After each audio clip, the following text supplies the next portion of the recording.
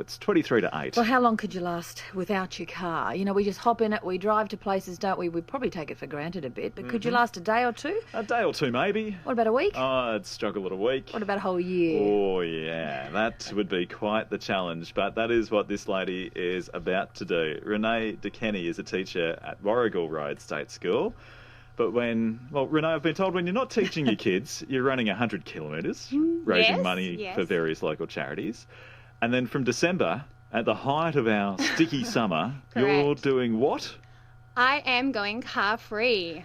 I am pledging to not set foot inside a car for the whole entire year. So from about the 15th of December to the following year, so 365 days. So you got to wait for the school year to finish. Yeah, that's the concept, yeah. So being a teacher, I'm kind of just waiting for all the report cards to be done, all the stress to subside.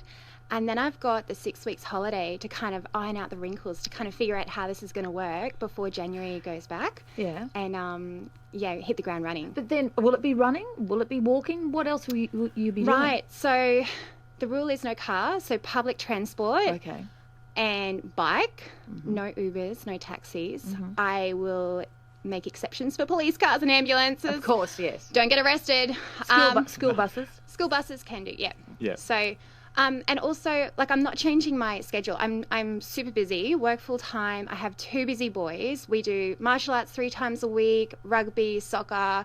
I run 50 odd K a week, go to the gym.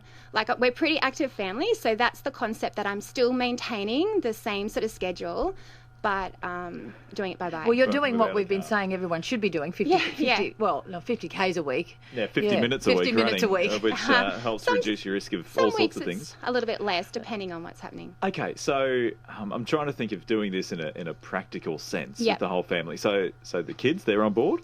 Yep, so I have a Dutch bike, so it's a front-loading bicycle. I attract a load of attention, and that's sort of what drew me to creating a crazy challenge, because so many people will stop and ask me, what are you doing and where did you get the bike? So I've decided to give them an answer.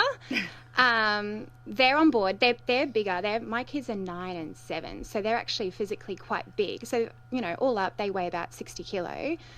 But I feel it's safer with them. They can obviously ride their own bike, but they're safer, enclosed, and... Oh, so you put them in the front of this bike of yours? Yeah, with the groceries and everything else, and that way I can navigate the traffic.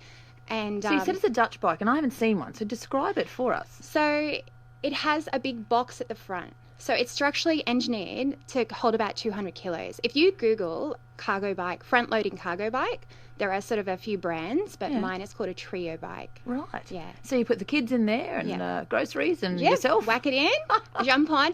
It's a really heavy bike. It's about 20 kilos. So if you're a lycra-clad cyclist with a drop handlebars, I've also got a bike like that. They weigh generally about 7 or 8 kilos. This is 20-odd kilos, and with the boys on top, it's really quite heavy. It is electric. So I do crank the throttle up when I've got a hill. I still get out of the saddle. I still sweat, depending on the day. Yeah. And why do this overall? So one is, a personal challenge to see if you can actually achieve it. Yeah. Any other reasons to do it? Well, definitely the environmental reasons. I'm trying to, set an example, practice what you preach type thing. But also I'm set to raise money for a charity called World Bicycle Relief.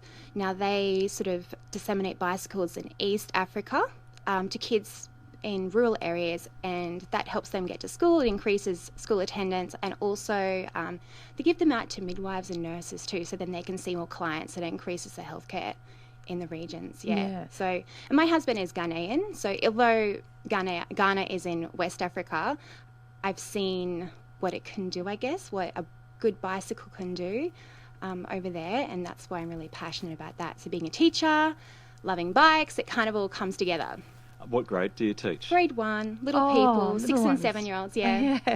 So how are they going? Because so that's 6 and 7-year-olds, and then we're talking about earlier going back to school as well. We've had a story this week wanting to start them earlier and prepare them.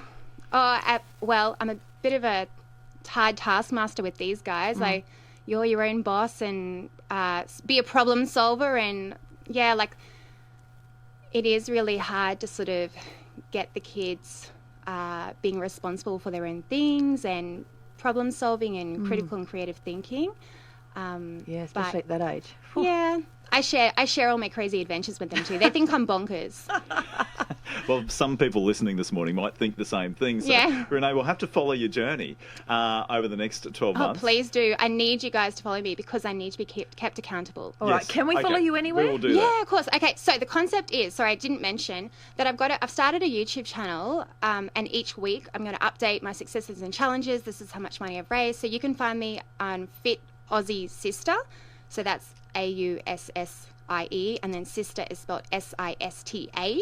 Okay. And on Instagram on the same handle. All And right. you'll see me, I've got my big bike. So I'll stand out. Fit Aussie Sister. Search for that through the social media channels and you'll find Renee. Plus, we will check in with you early Yeah. in the new year where Yes. you will have been just a couple of weeks into it. Yes, please do. I'll be Gosh. sweating. We're checking with you. We're checking with the bloke who's running around New Farm Park for how long? The next month. 404. Yeah, the next month. Gosh. There's a lot of crazy people out there trying to make a point, right? Renee, did you ride into the office this morning? I feel like a bit of a hypocrite. I didn't. I live in Cleveland, so I had to drive up, and then I've got to drive out to 8 Mile Plains. So that's why I've got to iron out all these wrinkles, right? Yes, that's the challenge, isn't it? Yeah. Renee DeKenny, we look forward to following the journey. Thanks for telling us about it. Thank you so much, guys. You're with